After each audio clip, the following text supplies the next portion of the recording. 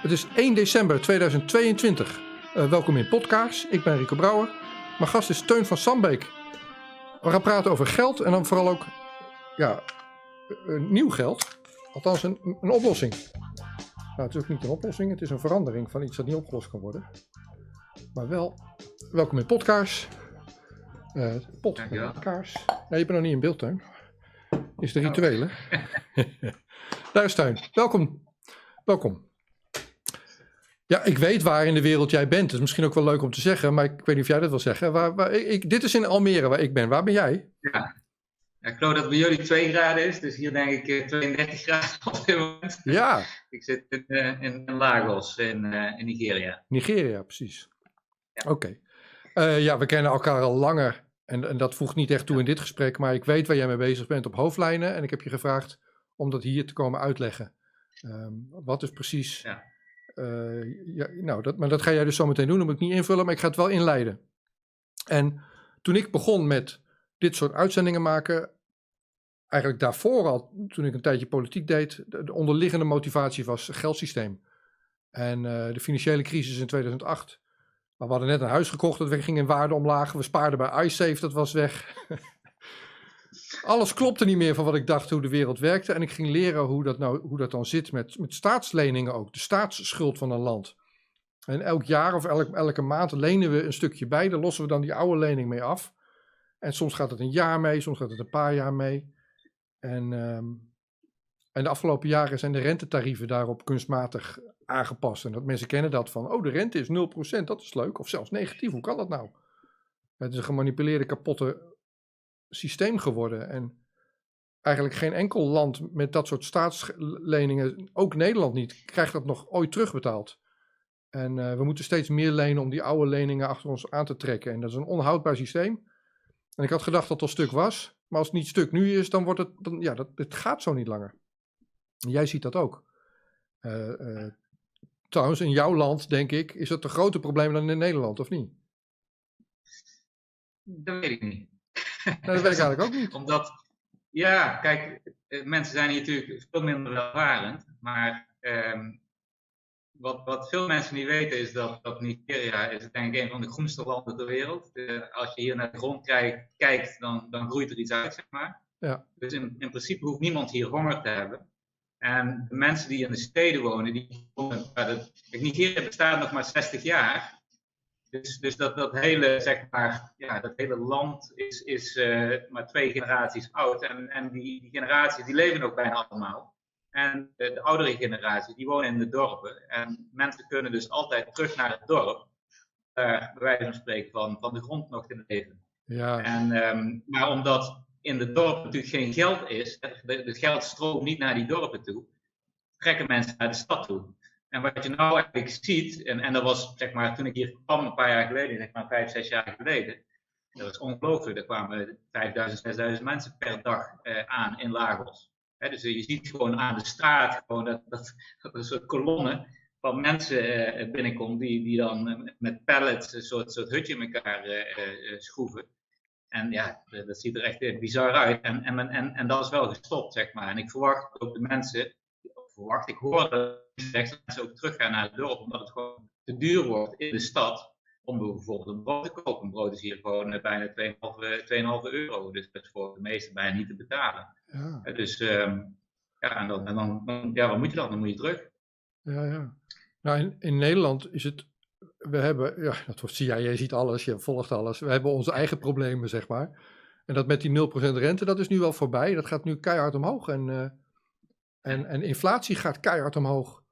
Dus ineens, als je nu een lening hebt of geld wil lenen, dan betaal je meer dan een jaar geleden. En geld dat je hebt, dat verliest waarde. Dat je denkt, waar moet dat nou eindigen? Ja, ik ben daar heel somber in. Dat eindigt zoals het altijd eindigde met euro's. En ik heb trouwens een paar klaargelegd. Zoals het altijd eindigde met papiergeld. Ik heb de dollar en de pond en allerlei dingen. Dat gaat namelijk 70, 80 jaar mee en dan stopt dat en dan verzinnen ze iets nieuws. Ja, ik heb ook hier naira's. Ja, precies. Ja. Kijk, hier heb ik 1000 naira's. Ik loop hier altijd met een stapeltje in je zak rond, zeg maar. Jij ziet ook dat het niet goed gaat, maar je ziet ook andere aspecten aan geld die ik nog niet genoemd heb, die niet goed gaan. En je hebt iets verzonnen. En niet alleen, dat is voor mij voor podcast genoeg. Als je iets verzint, dan ben ik geïnteresseerd. Maar je bent het ook gewoon gaan bouwen. Ik wil dat je maar uitlegt. Ik wil jou vragen aan het publiek uit te leggen. Wat is het probleem dat je bent gaan oplossen? En wat ben je gaan bouwen, Teun? Ja. Nou, het begint inderdaad wel met de inflatie die Naira zien. En ze hebben, ik geloof 2 weken geleden, hebben ze nou een nieuwe briefje van 50.000 Naira, geloof ik, gelanceerd. Dus je ziet, ja, het gaat dus weer gewoon beginnen. Hè? Dus straks gaan die kleinere biljetten. Wacht even, je audio, het is inderdaad... je audio viel weg. Als dat gebeurt, dan zal ik je onderbreken. Dan moet je het nog een keer zeggen. Maar de video ging door, maar het geluid was weg. Doe maar. Ja, dus ik zei, ze hebben nu dus die 50.000 euro, of sorry, 50.000 Naira biljetten gemaakt. Ja. 50.000 euro, die zal ik binnenkort ook al aankopen, ben ik bang. Maar omdat inderdaad hier de inflatie ook behoorlijk hard gaat. Ik geloof dat diesel is hier bijna 3 keer zo duur als, ik denk wel 4 keer zo duur als benzine. Dat is heel raar. In een land wat olie produceert. Maar een liter diesel kost hier, ik geloof, bijna 3 euro op dit moment. En dat is, voor de meesten is dat gewoon niet te betalen. En er wordt heel veel gebruikt bijvoorbeeld in generatoren. Nou, het brood ook is denk ik 3 keer zo duur geworden de laatste paar maanden. Dus het gaat hier denk ik ietsjes harder nog dan in Nederland. Maar ja, dit is inderdaad wel het einde van het systeem. En wat even nog inhakend op wat jij zei, dus die rente die hebben ze inderdaad teruggebracht naar 0. En vervolgens zijn ze geld gaan printen. En dat doe je eigenlijk om het systeem nog wat langer in stand te houden. Maar ik denk dat ze nu gezegd hebben, nou, de tijd is rijp zeg maar, voor die central bank digital currency. Dus wat ze nu aan het doen zijn, in mijn ogen, is zo snel mogelijk die economie helemaal kapot maken. En dat doe je dus heel simpel door de rentestand omhoog te brengen en gewoon door te gaan met geld printen. En daarnaast allerlei overheidsprojecten die eigenlijk niks aan de economie toe bijdragen om die te lanceren, zodat al dat geld eigenlijk uit die economie wordt gezogen. En één voor één de mensen met de rug, met de rug tegen de muur komen te staan, zodat ze dan die centrale bank digital currency gaan accepteren. Want wat mensen eigenlijk niet goed beseffen is dat is een soort harde reset in het geld. Dus wat er eigenlijk gebeurt is, dit hele kapitalistische systeem waar je dus inderdaad met geld iets opbouwt, dat is straks weg. Dus al het eigendom ligt bij de overheid. Het wordt dus een communistische staat. En het maakt dus niet meer uit wat jij doet met dat geld. De overheid bepaalt gewoon waar jij werkt en jij krijgt gewoon genoeg geld, of net genoeg geld, of misschien net niet genoeg geld, om van te leven. Maar dat hele systeem, en dat kunnen ze dan gewoon doen door gewoon geld te printen. Het maakt dan helemaal niet meer uit dat je een economie hebt. Maar je hebt gewoon mensen die hebben de macht en die geven dan, zullen we zeggen, bonnen uit, waarmee ze dan dingen gedaan krijgen. Maar dat heeft helemaal niks meer. Je maakt snelle stappen en ik volg je wel. Want ik spreek vaker met jou en ik volg dit dossier ook lang. Maar laten we kijken of dat iedereen aan boord blijft. Waar ik mee begon was landen lenen meer dan ze kunnen terugbetalen. En dan krijg je een hele grote lening aan je broek. Alsof je een creditcard hebt, maar je staat nooit op 0. Die lening wordt alleen maar groter en die rentelasten worden groter nog dan dat. Terwijl dat is voor een landen een probleem. En je zegt, ja, landen hebben dat min of meer voor zich uitgeschoven door de rente kunstmatig naar 0 te brengen en geld te printen.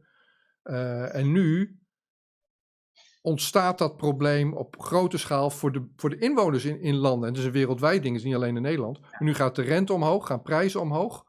Gaat je inkomen staat onder druk, of de betaalbaarheid van je leven staat onder druk. Je kan je energie niet meer betalen. Voeding wordt onbetaalbaar. En je zegt eigenlijk, iedereen wordt expres tegen de muur gezet, met zijn rug tegen de muur gezet, zodat ze de oplossing zometeen gaan slikken. En de oplossing zoals je die schetst, dat is de laatste tijd het nieuws. Central bank digital currencies. Weer een munt, maar dan niet dat je het kan meenemen aanraakbaar in papier of in metaal. Maar in een app of zo, digitaal. En het grote voordeel bezien vanuit de landen en de banken is dat je het kan programmeren. Dus je kan de waarde van dat geld met een draai aan de knop hoger maken of lager maken. Of zeggen, ja wacht even, dit is een voedselbon. Dit stukje geld was voor voeding. Dus dan ga jij niet benzine verkopen, hè Teun? Ze kunnen de voorwaarden aanmaken. Of, hey Rico, je bent journalist, allemaal heel leuk. Maar wat je nu vertelt, dat mag niet. Dus dat geld gaan we uitzetten. Schets ik het goed zo? Ja, nee, dat klopt. Ik denk alleen wat zeg maar, een vertekening van het beeld is dat je zegt, het zijn de landen die het geld printen. Nou, ik denk dat daar zit eigenlijk de grote denkfout. Het zijn niet de landen die het geld printen. Als je naar de ik heb dat een keer gedaan, ik denk van nou, er zijn dus landen zoals Liechtenstein en Monaco, die hebben natuurlijk geen staatsschuld, of Kuwait of Saudi-Arabië. Maar het gekke is, alle landen hebben een staatsschuld, allemaal. Dus dan is de vraag, aan wie hebben ze die staatsschuld? Wie is dat? Zijn dat de pensioenfondsen? Maar als je dat gaat uitrekenen, dan kom je er eigenlijk achter dat zeg maar, de hele mondiale economie zit ongeveer, denk ik, rond de 10 biljoen dollar, noem het maar even. Maar als je naar de waarde gaat kijken in wat op de aarde staat, zeg maar, al het vastgoed, alle auto's en fabrieken en noem het maar op. Als je dat bij elkaar gaat optellen, dan is die waarde ongeveer, ik denk, richting de 1000 biljoen. Dus die is gewoon, dus er is 990 biljoen is kwijt. Is niet van ons, is van iemand anders. Maar van wie is dat? En die eigenaars daarvan, die kunnen met zeg maar 1 druk op de knop kunnen die alles oplossen. Alle oorlogen, alle honger, alles. Alle milieu, zeg maar, plannen die ze hebben, kunnen allemaal worden opgelost. Zoveel vermogen is er in de wereld. Maar dat is onder controle van een heel klein groepje. Dat kan ook niet anders. En als je naar de geschiedenis van de centrale banken kijkt, dan kun je die lijn ook heel goed volgen. En er is nergens een punt geweest dat die families ineens zeggen van ja, oh, nou heb ik iets heel erg doms gedaan. Ik ben nou, zeg maar, 10 keer zeg maar, de economie die in de wereld is aan een fout kwijtgeraakt of zo. Nee, dat geld is er gewoon. En ik zeg dat altijd als je bijvoorbeeld over New York vliegt. Je ziet al die gebouwen staan. Ieder gebouw is dus van iemand. Nou, en al dat spul, dat is dus van een kleine groep mensen. En die mensen, aan die mensen hebben wij die schuld. Zijn we die schuld verschuldigd. En dat kunnen ze, omdat die kunnen dus met een druk op de knop een biljoen dollar zeg maar, creëren. En die wordt vervolgens met rente uitgeleend aan de overheden. Maar de rente die je terug moet, dus je betaalt de hoofdsom terug, maar je moet dus ook de rente terugbetalen. Nou, die rente, die wordt bij het aanmaken van die lening, die wordt niet uitgegeven. Dus die rente is er nog niet. Die is nog niet in onze economie. Dus wij komen altijd tekort. Nou, en dat is zeg maar, ik noem het dan een piramidespel. Hè. Je kunt dat ook gewoon uitrekenen. Die komt dus altijd tekort. En er zijn dus altijd mensen, dit is een soort stoelendans. Hè. Dus je hebt een aantal mensen die kunnen nog net genoeg geld verzamelen. Maar er zijn een aantal mensen, en die zie je met name in Nigeria bijvoorbeeld. Ja, die hebben gewoon niks. Hè. En die moeten van wij spreken van de straat leveren. Nou, dat zag jij allemaal. Dus, en toen dacht je, dit gaat stuk. En dat hebben we in het verleden vaker gehad. Dat zijn geen leuke tijden. Dat ligt wel voor ons. En je had iets en je verzon iets nieuws. Vertel in Jip Janneke wat je verzon. Het functioneel ontwerp, zeg maar. Nou, ja, dus waar het dus eigenlijk om gaat, is dat als je dus een kleine groep mensen hebt die op een knop kunnen drukken en daarmee zeg maar geld kunnen creëren, als je dan aan iemand vraagt, ja, is dat eerlijk? Hè? Is dat fair? Is dat ethisch? Nou, dan zal iedereen zeggen, nou, dat is niet eerlijk. Dat zou ik ook wel willen hebben, niet dat recht, zeg maar. Dus daar begint het dan in feite mee. Maar zo wordt geld gemaakt. Nou, als je dat op een faire manier zou willen doen, dan kun je zeggen, nou, ik ga 3000, want deze 3000 mensen, in ieder geval wat we nu lezen, die maken er echt een puinhoop van. Hè? Dus die veroorzaken al die oorlogen, dus al die, de Eerste Wereldoorlog, de Tweede Wereldoorlog, al die oorlogen zijn zeg maar terug te herleiden aan die mensen die zeg maar dat geld beheren.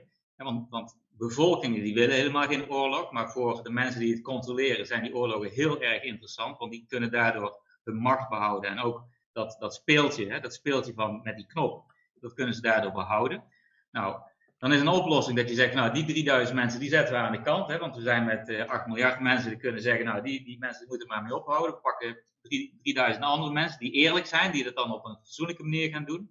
Nou, de kans dat dat gaat lukken is eigenlijk heel klein, want we zien in het verleden gebeurde dit zeg maar op landelijke schaal. En dat ging altijd fout. Hè? Dus er is altijd een moment dat je toch als land meer geld wil hebben, dus dan vraag je om meer te, nou, en dan gaat het fout. Hè? Dat zie je bij met Argentinië, met Zimbabwe heb je dat gezien, die raakten als land zeg maar in die inflatiecyclus terecht.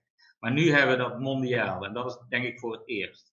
Nou, dus ik zeg van, dat moeten we dus niet met die 3000 mensen doen of met 3000 andere mensen gaan doen. Ik zeg dat we moeten een geldsysteem creëren waarbij iedereen op de wereld zeg maar, gelijkmatig in die geldcreatie participeert. Want dat is eerlijk. Hè? Dus dat we spreken iedere keer als er een 8 miljard dollar moet worden geprint, of we met z'n allen op die knop drukken, dat iedereen dan $1 krijgt. Nou, en dan is dat in omloop. En dan kun je vervolgens dat uit gaan geven en daar zeg maar ik noem het dan een kapitalistische maatschappij mee oprichten. Die $1 die je krijgt, dat kun je vervolgens zien als een soort sociaal vangnet. Hè? En het wordt ook wel een Universal Basic Income genoemd. Maar daar zit ook een flinke adder onder het gras. Hè? Universal Basic Income, dat heette vroeger Unconditional Basic Income. Hè? Dus zeg maar in de Engelse wereld was dat UBI. En de U stond voor Unconditional. Nou, dat hebben ze later, langzaamaan hebben ze dat veranderd in Universal. Want de bedoeling is natuurlijk, als die central bank digital currency er komt, dan wordt die volgehangen met condities. Dus daarom wordt het ook programmeerbaar. En er zijn alleen maar condities. Dus je krijgt een sociaal creditsysteem. En als je alles goed doet, nou, dan mag jij van de overheid iets krijgen. En je moet dan je voorstellen dat zeg maar die 1000 biljoen aan vermogen, die is nog steeds op de aarde. En die kleine groep, zeg maar die 3000 mensen die dan het geld beheren, die hoeven dan niet meer met allerlei moeilijke leningen en IMF en allerlei leugens. Nee, dat stopt gewoon dat hele verhaal. En je krijgt dan direct van die mensen een uitkering. Maar onder allerlei voorwaarden. Dus dat betekent dat jij dus gewoon precies moet doen wat die mensen zeggen. Nou, en dat is pure slavernij in mijn gedachten. Dus daarom stel ik voor dus een systeem waar je dus gelijkmatig participeert. En ik stel zelfs dat je dat een mensenrecht moet maken.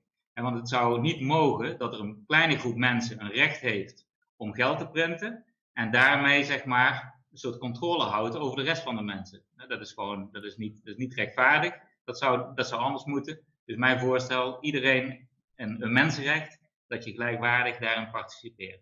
Ja, dat basisinkomen, dat is ook wel een dingetje. Ik was daarvoor een aantal jaar geleden. Ik vond het een mooie oplossing.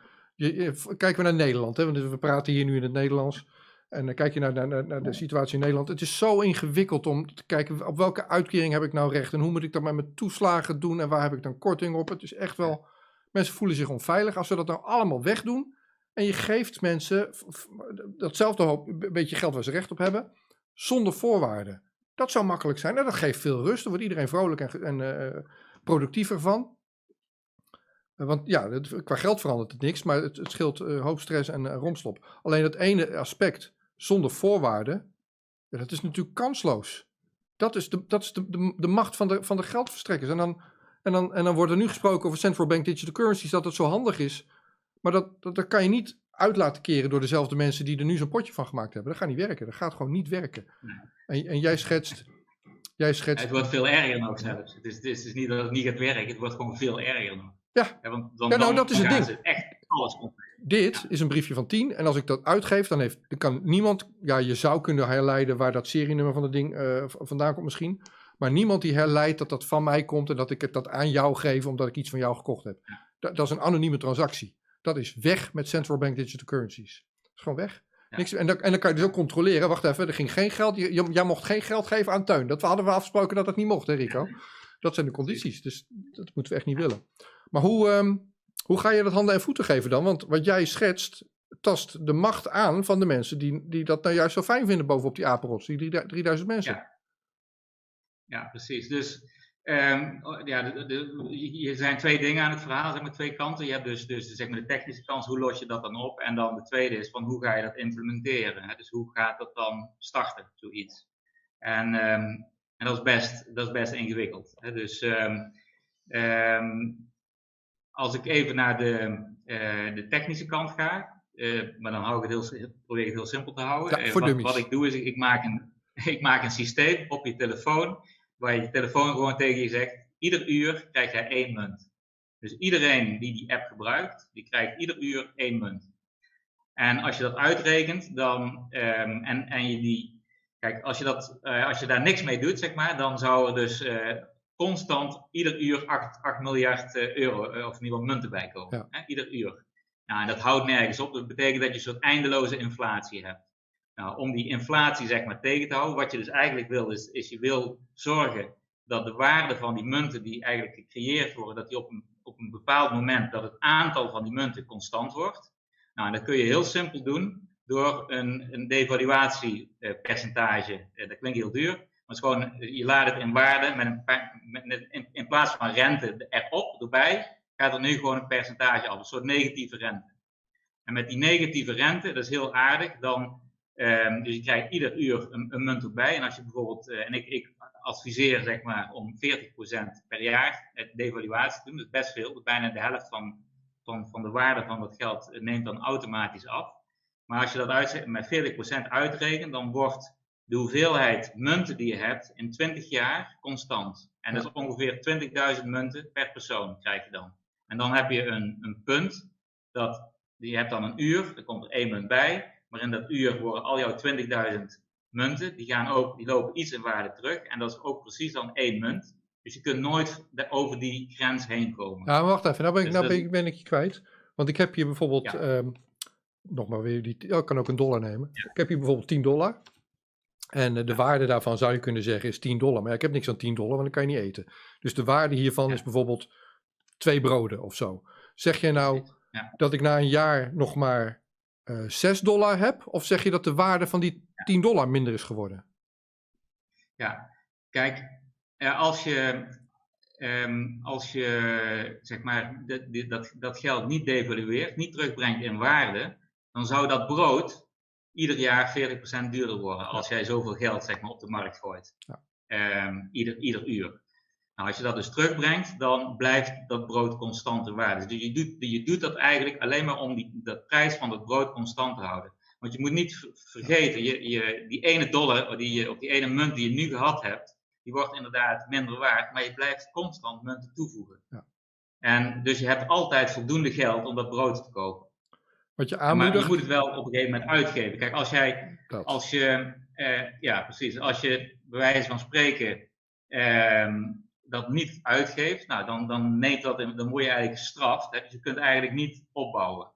Nou, en dat is een beetje omdenken voor de meeste mensen. Je zou kunnen zeggen, nou, we stoppen gewoon niet. Er zijn ook andere initiatieven. Ik geloof in het Franse initiatief. Die heeft geen devaluatie of een hele lage. Dus daar komt er heel veel, dan blijf je eigenlijk constant inflatie houden. Nou, dat is ook een oplossing. Maar ik vind die gewoon niet zo fraai. Want ik zou veel liever hebben dat zeg maar alle producten altijd zeg maar in de toekomst gewoon, dat over 10 jaar dat een brood nog steeds 1 munt kost. Dat lijkt mij veel prettiger dan dat je constant moet nadenken van hoe is die prijs nu weer veranderd? Nee, dat vind ik ook. Dat is wat prijsstabiliteit is. Dingen blijven, tenzij de grondstoffen schaars worden, wordt het een ander verhaal. Maar iets blijft in principe dezelfde waarde houden in het muntje wat je hebt. Dan snapt iedereen de economie ook. Maar wat je zegt is, als je dat geld nu verdient, of krijgt eigenlijk, het is niet verdienen, ik moet ook omdenken. Je krijgt een bepaalde hoeveelheid geld omdat je leeft. En omdat je meedoet aan dit systeem. Maar moet je het wel uitgeven. Je mag er ook mee sparen, moet jij weten. Maar dan verliest het wel zijn waarde. Dus de bedoeling is dat geld rolt. Ja. Geld moet rollen, zeggen we. Maar als je nou wil sparen, dan moet ik dat misschien gewoon niet in dit muntje doen. Dan moet ik dat in iets anders doen. Of hoe zie je dat dan? Precies, als je goud koopt, dan blijft dat gewoon zijn waarde houden. Dus ja, je gaat ook investeren. Je gaat iets doen. Je gaat bijvoorbeeld vastgoed maken of zo. Je gaat een huis bouwen en dan is dat... Dus je houdt die motor eigenlijk aan de gang. Iedereen wil, en dat is economie. Hè? Dus je wil eigenlijk ervoor zorgen dat er een soort incentive is om mensen iets te laten doen. En ik zeg van hoe harder je die munt laat dalen, hoe meer incentive er is om iets te doen. Want er is nog iets anders, dat is het tweede, van hoe implementeer je dat? En het gekke wat er aan de hand is, wat mensen eigenlijk helemaal nooit over nagedacht hebben, is dat, kijk, die 3000 mensen die hebben al dat geld zeg maar geprint en wij moeten allemaal dat geld aan hun betalen. Maar dat doen we al 400 jaar. Dat systeem bestaat al 400 jaar. En zeg maar, alles wat we buiten zien, alle wegen, alle huizen, alles is door ons gebouwd. Niet door hun, is door ons gebouwd. Dus wij hebben die prestatie geleverd. Dus waarom is dat hun eigendom? Alleen omdat zij in die positie waren om op die knop te mogen drukken. Ja. Nou, ik zeg heel simpel, dat is onethisch. Dus we stoppen ermee. Dus we stoppen met hun systeem. En we nemen controle over al het vastgoed. Dus iedereen wordt eigenaar van zijn huis, of hij dat nou huurt of koopt. Dat is niet simpel, want ik krijg heel veel mensen die zeggen, dat is niet eerlijk. Want hij heeft een heel groot huis en ik heb een klein, ik heb net verkocht, of ik zit er net in. Of, hè, zo. Dus dat wordt het beste van een dingetje. Maar je moet niet vergeten dat als wij in een hyperinflatie situatie terechtkomen, dan kan niemand zijn huis meer betalen.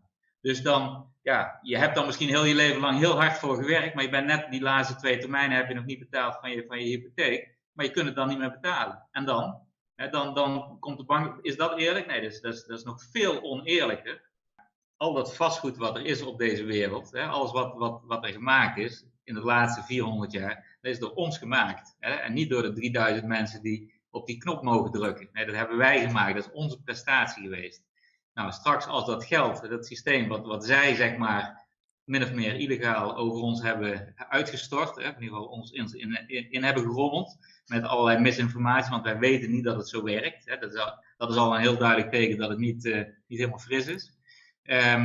Maar daardoor zijn wij straks onze huizen kwijt, want we kunnen de huur niet meer betalen, we kunnen de hypotheek niet betalen, we kunnen de gemeentelijke belastingen niet meer betalen. Dus we staan met de rug tegen de muur en dan komen zij dat vastgoed ophalen. En dat is gewoon niet eerlijk.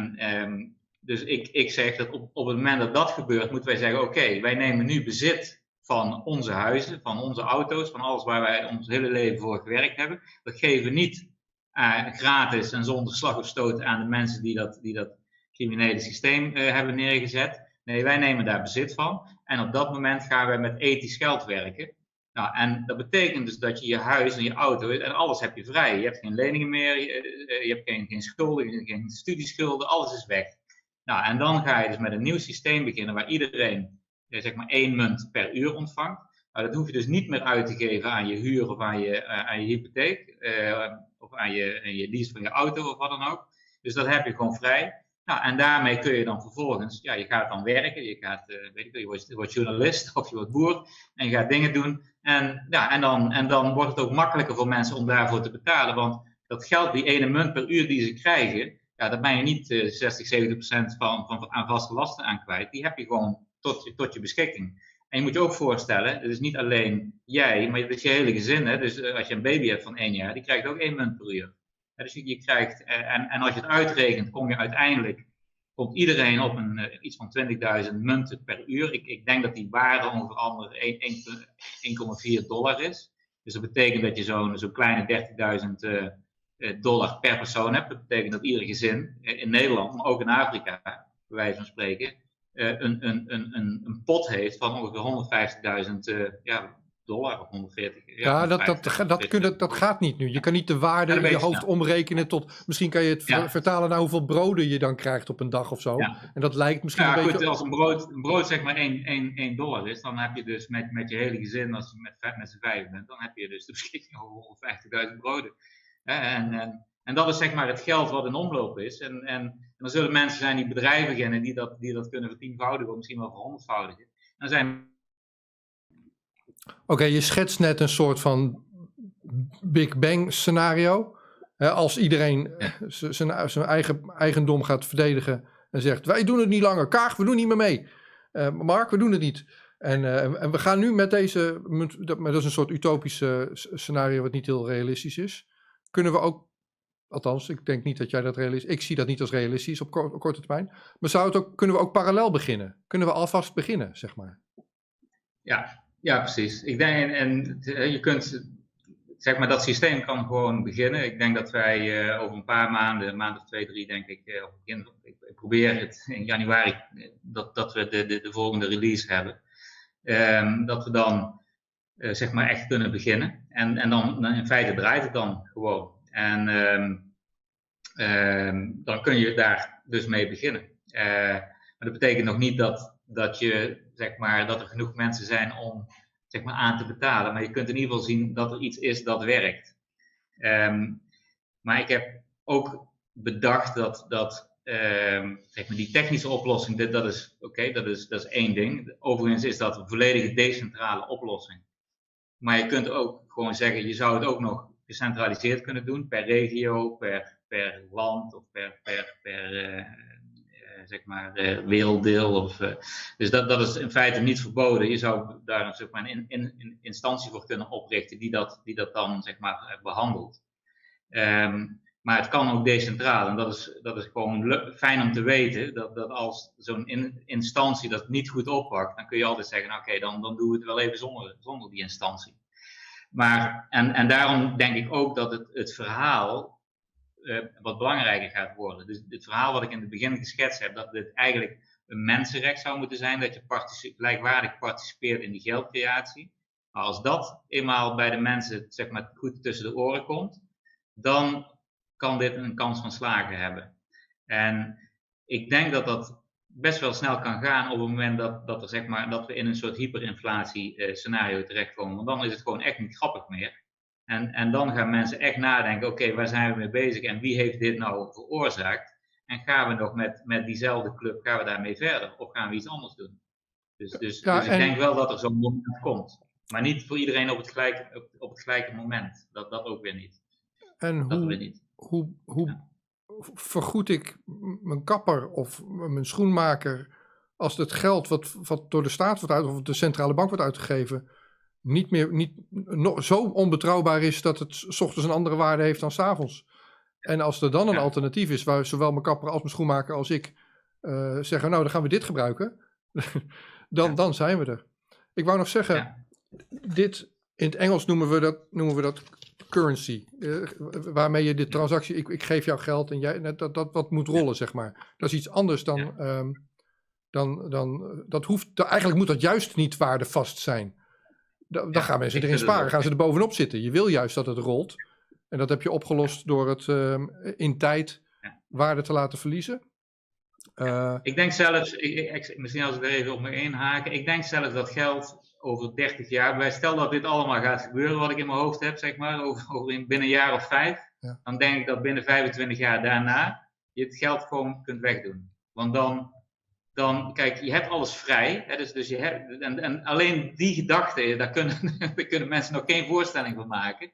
Maar ga ervan uit dat je alles vrij hebt, dan kun je gewoon dingen voor andere mensen gaan doen. En die doen daar dan iets voor terug. Maar er is zo verschrikkelijk veel zeg maar, spul van waarde in deze wereld. Hè. Je praat over ongeveer 100 maal meer dan waar we over beschikken.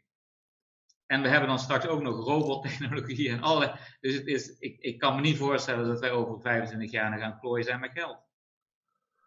Oh, nou, geld is. Nou, maar goed. Ik heb nog een laatste vraag. Nou, eigenlijk 2.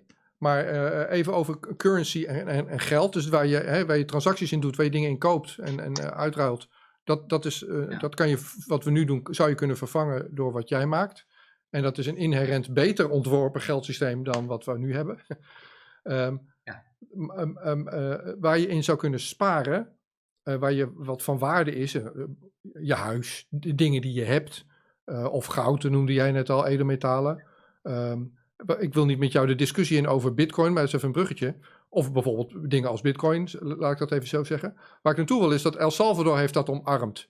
En dan wil ik aan jou vragen, zijn er al groepen mensen of dorpen of misschien zelfs landen waar je mee praat van, hey, kunnen we hiermee beginnen? Want dit is een oplossing. Hoe ver ben je in het handen en voeten geven praktisch van wat je aan het maken bent? Nou, ik zit bij Society 4.0, dus van Bob de Wit, de professor. En die zijn dus bezig om te kijken van, wat doe je nou in de regio? Hè? Zeg maar de macro-trend die op dit moment aan de gang is dat men af wil van het globalisme. Hè? Dus die globale economie die werkt zeg maar niet meer. En men wil weer terug. Hè? Dus niet alleen dat je dat moet, maar ik denk dat het ook vooral willen is. Een hele hoop mensen willen weer terug naar gewoon de regio. Gewoon dingen met je buren doen en met de boeren uit de buurt. En allemaal niet meer die multinationals en McDonald's en noem maar op. Dus die trend is gaande.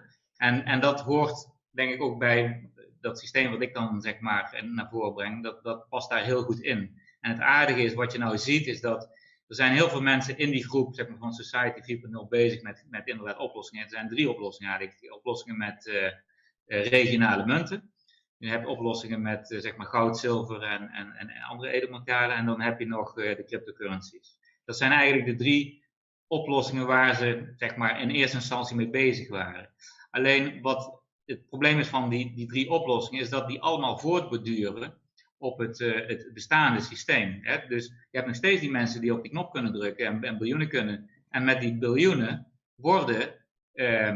kunnen ze straks die regionale munten kopen. Ik denk overigens dat ze dat niet gaan doen. Ik denk dat ze die kunnen ze gewoon verbieden, want dat wordt gewoon niet groot genoeg om zeg maar een vuist te maken tegen de central bank digital currencies. Verwacht ik. Het tweede, maar goed, stel dat dat wel zou zijn, dan wordt daar gewoon een verbod op gezet, verwacht ik. Maar ook, sorry, of stel dat ze het zelfs toelaten, dan kunnen ze zich daar inkopen. Dus dan printen ze gewoon een hele hoop geld, zullen we zeggen, waar ze dan mee die watermunt of de florijn mee inkopen. En daarmee kunnen ze zich zo'n positie verwerven dat ze de controle gaan krijgen over het printen van die watermunt, of het printen van die. Ja, want dat is ook de vraag die ik meestal aan dat soort initiatieven stel. Van wat gebeurt er nou als dat een succes wordt? Wie drukt er dan op de knop? Wie is dan de grote man? Want je kunt gewoon uittekenen, dat gaat dan over een tijdje gaat het toch weer fout. En het gaat eigenlijk al heel snel fout met dat soort besturen. Maar goed, dan heb je goud, zilver. Nou, goud, zilver, daarvan weten we. De centrale banken zijn als een idioot goud aan het opkopen. Dus vrijwel al het goud is in handen van de centrale bank, dus in handen van die families. Zo moet je het gewoon zien. En iedere oplossing daarmee is misschien aardig voor jou, stel dat jij, weet ik veel, in staat bent om nu 1 miljoen aan goud te kopen. Dan ontspring jij waarschijnlijk wel de dans, in ieder geval voor een hele lange tijd. Maar de gewone man op de straat, die kan dat gewoon niet. Hè? Die kan misschien een paar €100 goud kopen, maar daar ga je de wind niet mee doorkomen.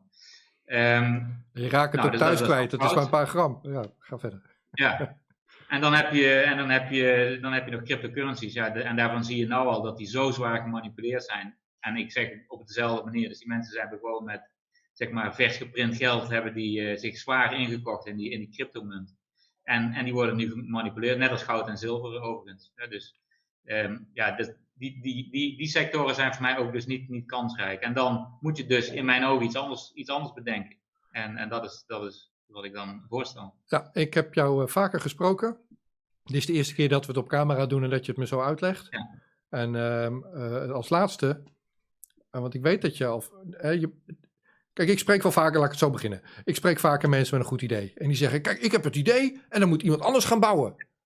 Ja, oké, maar zo komt het er niet, hè. Jij hebt anders gedaan, je bent het gaan bouwen. Waar kunnen mensen naartoe? Hoe kunnen ze meedoen? Waar kunnen ze verder lezen? Wat kunnen ze erover zien? Hoe ver ben je? Wat kan je daarover zeggen?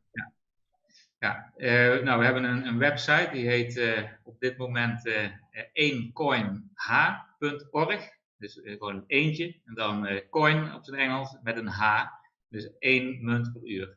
onecoinh.org. Dus daar kun je eigenlijk alles lezen. Dus dan heb je ook een soort whitepaper en een heel verhaal. Ik ben het overigens, ik ben met een nieuwe bezig, omdat ik de nadruk niet zozeer op de techniek wil leggen, maar veel meer op dat mensenrecht. Wat ik eigenlijk een veel belangrijker verhaal vind. En ik denk dat op dit moment ook dat verhaal veel makkelijker gaat verspreiden dan de technologie. Want de technologie is er wel, maar je kunt er toch nog niet mee betalen, zeg maar. Dus mensen kunnen het wel zien hoe het werkt. We hebben ook al een pilot gedraaid met die software.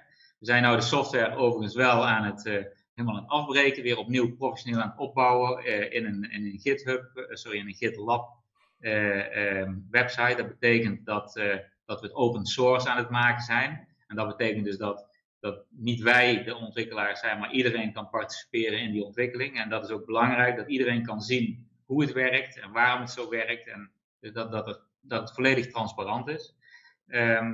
Dus dat zijn we aan het doen. En dat, hopelijk binnen een maand of 2 gaat dat weer draaien. Hè? Dus die software die al gedraaid heeft, die gaat dan weer opnieuw draaien. En dan gaan we misschien eerst beginnen met een pilot, of we gaan het gewoon zo, zeg maar, loslaten en dan in het begin kijken wat er goed gaat en wat er fout gaat. En als het fout gaat, dan corrigeren we dat dan wel weer. Het is toch een beetje pionieren. Maar we zijn wel heel ver. Hè? Dus, en de techniek is vrij simpel. En er zijn dus ook wat ontwikkelaars bij betrokken die hebben ernaar gekeken en die snappen het. En dus het lijkt te werken. En nogmaals, dat is dan een volledig decentrale oplossing. Maar dat betekent niet dat we het ook niet gewoon centraal zouden kunnen doen. En dan is het hetzelfde als bij wijze van spreken €1 uitgeven of $1 uitgeven. Dat zou je ook kunnen doen. Maar het is wel goed om een stok achter de deur te hebben, dat mocht zo'n instelling, zeg maar, de fout ingaan, dat je in ieder geval dus nog een mogelijkheid hebt om in te grijpen, om te controleren wat er aan de hand is. Nee, ik zei net laatst, moet ik niet doen, hè, dat laatste vraag, want er komen altijd nieuwe vragen op. Dus ik zeg niet dat het de laatste is. Maar kijk, stel ik doe goede dingen en jij beloont mij daarvoor. Dus en je hebt een uur geleefd, dat geeft je een muntje en dat geef je aan mij als beloning voor wat ik heb gedaan. Zo kom ik te beschikken over jouw muntje. Ja, nou weet ik toevallig het een en ander van Bitcoin en andere cryptocurrencies. De wiskunde daarachter maakt dat je daar niet mee kan frauderen. Kon je er wel mee frauderen, dan was de waarde weg. Kan niet, dat is de technologie van blockchain. En daar gebeuren van allerlei dingen eromheen, met handelshuizen en zo. Ja, daar zit wel fraude in. Maar de techniek zelf is op dit moment in ieder geval waterdicht. Hoe voorkom jij fraude met je OneCoin per hour? Hoe voorkom je dat ik mezelf muntjes toeken, stiekem? Ja, dat is een beetje een technische vraag, maar er zijn eigenlijk 2 dingen aan een cryptocurrency. Je hebt dus het hashen heet dat. En het hashen voorkomt eigenlijk dat je dus een databestand kan wijzigen. Dus die kun je niet meer wijzigen daarna. En dat is waterdicht en dat is ook hartstikke waterdicht. Hè. Je hebt alle computers van de wereld over 1 miljoen jaar nodig om één zo'n hash te breken. Dus dat lukt je nooit. En die techniek gebruiken we ook. Maar wij gebruiken geen encryptie. Omdat encryptie en zeg maar 1 inkomensstroom per persoon garanderen, dat gaat niet samen. En ik heb een paar jaar gestudeerd om te kijken of dat wel kon. Want ik dacht, het zou mooi zijn als we ook een soort cryptocurrency zouden kunnen maken. Maar dat lukt niet. Want het probleem is dat je iedereen in feite moet volgen. En als je het decentraal doet, dat betekent eigenlijk dat iedereen moet kunnen volgen. En dat is echt een heel stuk omdenken. Dus in plaats van dat je dus een bank hebt die alles ziet, zeggen wij van nee, iedereen moet iedereen kunnen controleren. En dat doe je eigenlijk om het geld te creëren. Als je dat geld eenmaal hebt, dan kun je bijvoorbeeld een cryptocurrency daarmee gaan optuigen. Dus je bouwt een nieuwe, zeg maar, Monero bijvoorbeeld, een hele goede privacy coin. En dan met dat nieuwe geld, die ene munt per uur, koop je in Monero. En dan kun je daar wel, zeg maar, zeg maar, privaat mee omgaan. Maar, dat kun je dan niet controleren. Dus binnen, zeg maar, die cryptocurrency, binnen Monero, kan niemand zien wie wat ergens aan uitgeeft. Maar voor zeg maar, dat basisinkomen, noem het maar, of die Universal Basic Income, wat wij dan doen, die ene inkomensstroom per persoon, daarvan moet iedereen kunnen zien of jij dat eerlijk doet. En dat is de enige manier om dat, zeg maar, dat gecentraliseerde deel ervan af te houden. En er zijn dus 2 andere initiatieven, die doen dat bijvoorbeeld niet. En ik denk dat die daarom gaan falen. Want, Dat zie je, maar goed dat ik niet net gezegd heb dat dat de laatste vraag was, want ik heb nu nog een allerlaatste. Ja, ik hecht aan privacy. Dus ik leef een uur, ik krijg daar een muntje van. Dat geef ik aan jou omdat ik je dienst goed vind. Is dat te traceren? Er is geen bank die het bijhoudt of een blockchain die het bijhoudt of zo. Nee. Dus het is veilig. Is privacy veilig? Ja. Dus wat je doet is dat iedereen alles van iedereen kan zien. Dus alles is openbaar. Alles. En de app die controleert of daar dus ook geen fouten in zijn. Dus als jij dus munten accepteert, op dat moment gaat jouw app controleren of die andere persoon geen fraude heeft gepleegd. Dus die ziet alles. En dan kun je zeggen, ja, maar dat wil ik niet, want ik hecht aan mijn privacy. Dat klopt. En daarom zeg ik, dus je bouwt op dat ethische geld, wat alleen er is om geld te hebben. Dus dat gebruik je eigenlijk alleen om geld te laten ontstaan. Maar vervolgens kun je daar bijvoorbeeld goud mee kopen, wat volledig anoniem is, of een cryptocurrency. Dus die mogelijkheid bestaat nog steeds. Maar er zijn heel veel transacties, bijvoorbeeld als jij een brood koopt. Ja, mij interesseert het helemaal niks als iemand ziet dat ik een brood koop. Dus er zijn heel veel transacties die eigenlijk sowieso al gebeuren, waarvan je zegt, nou dat is prima, dat mogen mensen zien. En daarnaast heb ik nog een mandje voor mezelf. En ja, daar hoeft niemand van te weten wat ik daarmee doe. En die opties die zijn er en die zijn niet verboden. Hè? Want ik denk ook niet dat het werkt. Er zijn bijvoorbeeld een aantal nieuwe munten die willen van alles verbieden. Van, je mag geen rente meer heffen, je mag niet meer beleggen. En dan zeg ik, ja, dat is leuk, maar je ziet aan de moslims bijvoorbeeld, die mogen geen rente rekenen. Ja, reken maar dat die een vergoeding vragen voor als ze geld lenen. Dus noemen we het alleen geen rente meer. Nee, we doen het omgekeerd. Dus we doen het... privacy is goed en we verbieden niks. En dan doe je dat in een andere munt, doe je niet in deze. Dankjewel, Teun. onecoinhour.org en er komt nog een nieuwe URL aan, een nieuwe webpagina, vindadres, die meer op het mensenrecht gaat zitten. Je hebt de vrijheid van meningsuiting, je hebt een uur geleefd, dat is wat waard. En dan mag je goed verhaal. Tot een andere keer. Ja, dankjewel. Ja. Het gaat hier vandaag over saamhorigheid. Dagje zonder hemel. Rustig, lieg niet. Wat je normaal maken, wat niet is normaal. Every nation in every region now has a decision to make. En dan ook geen hel meer. You think I'm joking? Predator drones. Dat is best makkelijk. You will never see it coming.